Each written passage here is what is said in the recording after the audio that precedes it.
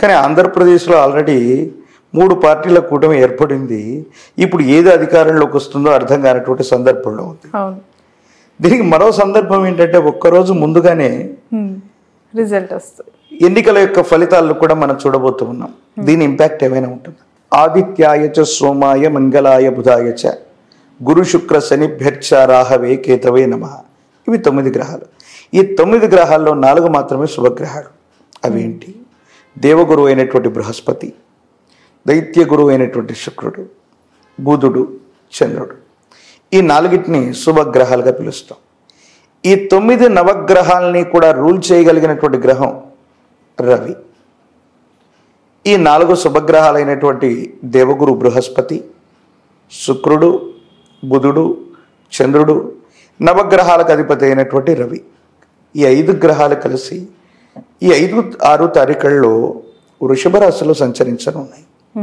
అన్ని గ్రహాలు కలిసి ఒకే వ్యవస్థలోకి, ఒకే సమయంలో, ఒకే నిర్దిష్టమైనటువంటి రాశిలోకి వచ్చినటువంటి ఈ పంచగ్రహ కూటమి వల్ల దేశ కాలమాన పరిస్థితుల్లో ఏవైనా మార్పులు జరుగుతాయా?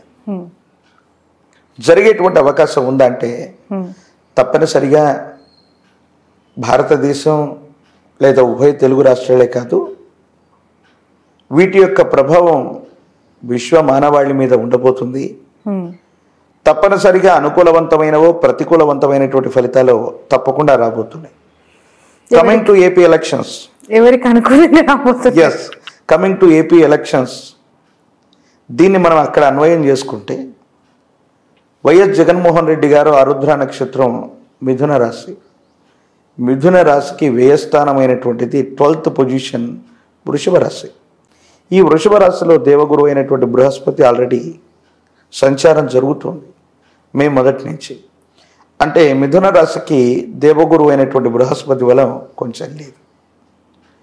మరి వైఎస్ జగన్మోహన్ రెడ్డి గారు ఏమైనా లాస్ అవుతున్నారా?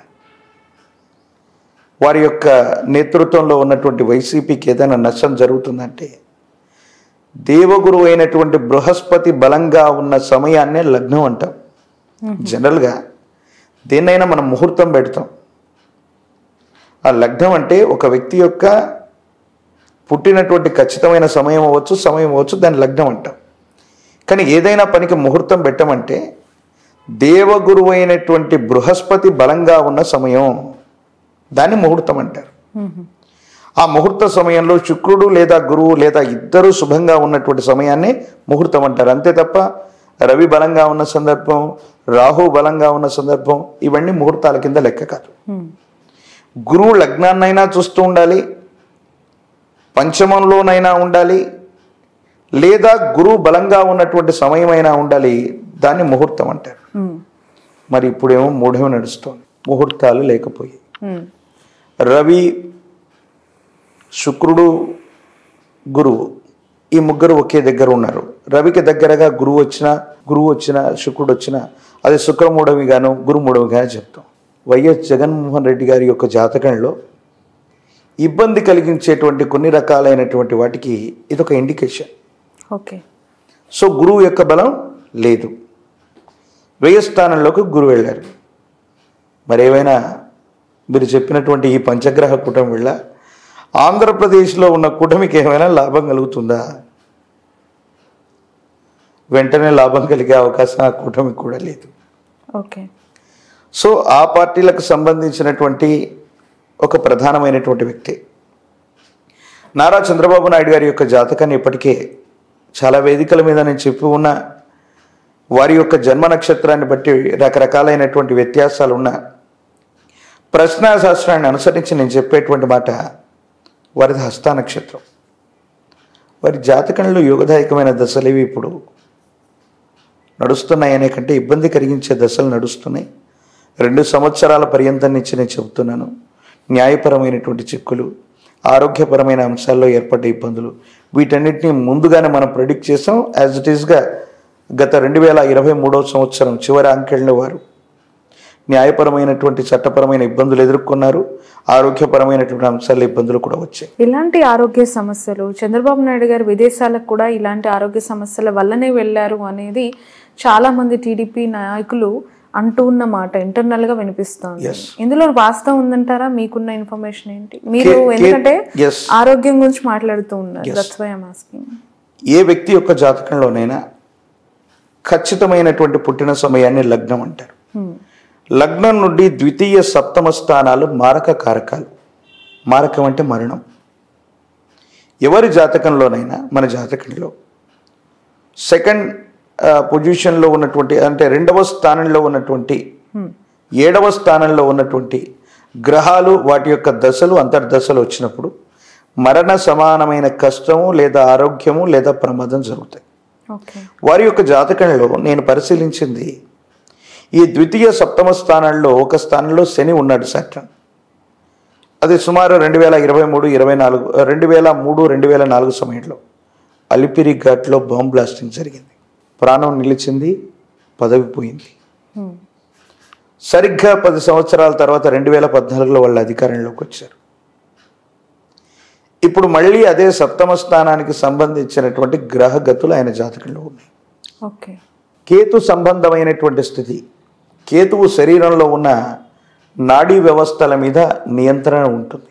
రవికి సంబంధించినటువంటి స్థితి కంటి చూపు, చర్మ సంబంధమైనటువంటి విషయాల్లో ఇబ్బందులు వస్తాయి. కేతు సంబంధమైనటువంటి స్థితి శరీరానికి మొత్తం కూడా న్యూరాన్కు సంబంధించినటువంటి వ్యవస్థ మొత్తం కూడా మెదడుని మనం చెప్పుకుంటూ ఉంటాం. మస్తిష్కము, మెదడు లేదా శరీరానికి నాడీ వ్యవస్థకు సంబంధించిన ఆరోగ్యపరమైనటువంటి అంశాలు ఏవైనా వారిని ఇబ్బంది పెట్టచ్చు. అంటే నేను వారి యొక్క జాతకంలో ఉన్న ఇబ్బందిని చెప్తున్నాను తప్ప మాన్యశ్రీ మాజీ ముఖ్యమంత్రి వర్యులు చంద్రబాబు నాయుడు గారి యొక్క నేతృత్వంలో మన ఉభయ తెలుగు రాష్ట్రాల్లో చాలా అభివృద్ధికరమైనటువంటి పరిస్థితులు ఉన్నాయి. సైబరాబాద్ అంటే మనం చంద్రబాబు నాయుడు గారిని గుర్తు చేసుకుంటాం. కానీ నేను చెప్పబోయేటువంటి విషయం సంచలనం కోసం చెప్పట్లేదు. అటువంటి గొప్ప నేతను కాపాడుకునేటువంటి ప్రయత్నం కోసం నేను చెప్తున్నాను. 2027 లేదా 2028లో దీన్ని మించినటువంటి తీవ్రమైనటువంటి ఇబ్బందిని వారి జాతకంలో ఎదుర్కొనేటువంటి అవకాశం ఉంది. ఇది ఆరోగ్యపరమైనటువంటి అంశాల్లో తీవ్రమైనటువంటి సమస్యగా పరిగణించవచ్చు. అటువంటి చాలా క్లిష్టమైనటువంటి సందర్భం వారి యొక్క జాతకంలో రాబోతుంది. కాబట్టి కేతు సంబంధమైన లేదా తాంత్రిక విధానంలో గణపతికి సంబంధించిన విశేషవంతమైనటువంటి క్రతువులు కూడా ఇప్పటికీ కొన్నిటిని సోషల్ మీడియా ద్వారా కొంతమందికి నేను ఇప్పుడే వాటిని చెప్పి ఉన్నాను. మళ్ళీ మన వ్యవస్థ ద్వారా కూడా మన క్యూబ్ టీవీ నుంచి కూడా నేను వారికి చెప్తూ ఉన్నాను. వారి జాతకంలో కొన్ని ఇబ్బందికరమైన దశలు నడుస్తున్నాయి, ఇది వాస్తవం. కానీ జగన్మోహన్ రెడ్డి గారి యొక్క జాతకంలో ఈ పంచగ్రహ కూటమి వల్ల దేవగురు బృహస్పతి వ్యయంలో ఉన్నప్పటికీ కూడా మాయాకారకుడైనటువంటి రాహు మాత్రం యోగిస్తున్నాడు. There is a chance to again will Jagan. ఆయన రావటానికి ఒకే ఒక ప్రాధాన్యతగా ఈ రాహు సంబంధమైనటువంటి స్థితి ఉంది. ఒకవేళ జ్యోతిష్యపరమైనటువంటి పరిభాషలో శ్రవణ నక్షత్ర జాతకులైనటువంటి పవన్ కళ్యాణ్ గారు, చంద్రబాబు నాయుడు గారు, జగన్మోహన్ రెడ్డి గారి యొక్క జాతకాలను అన్నీ పరిశీలించి ఏ విధమైనటువంటి పరిస్థితులు ఉన్నాయని మనం అంచనా వేస్తే వై నాట్ 175 అని ముందుకు వెళుతున్నటువంటి జగన్మోహన్ రెడ్డి గారికి 175 స్థానాలు వచ్చేటువంటి స్థితిగతి కానీ గతంతో పోల్చినటువంటి మెజారిటీ వచ్చే పరిస్థితులు కానీ 100% లేవు. కనీసం బోటాబోటీ మెజారిటీతో తమ ప్రభుత్వం గద్దెనెక్కటం కూడా కష్టంగా ఉన్న సందర్భం ఇది.